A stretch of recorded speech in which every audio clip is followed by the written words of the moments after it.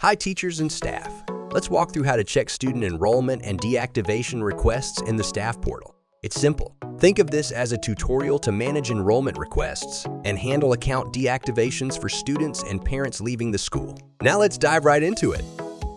First, head to the navigation menu and click on Students. This is where you can view and manage the list of all your students and their details. Now look for the Request button and click on it. This will open the Request Management panel.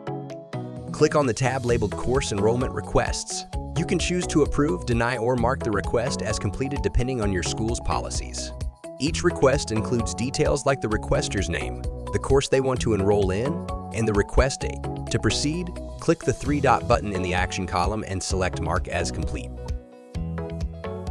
It's important to remember that you'll only see requests if you have enabled Client Enrollment Request. Your school might prefer this option for reasons like pre-assessments, teacher approvals, or manual payment plans. You can always give students the option to enroll on their own, but that's a topic for another tutorial. When you mark a request as complete, you'll need to manually enroll the student through the admissions page. Simply click Enroll Student, fill out the form, and follow the prompts. If you need help, don't worry. We have a dedicated tutorial for that too. Now let's go back and hit the deactivation request. Here you have the option to deny or approve. And that's how you manage client requests in the staff portal.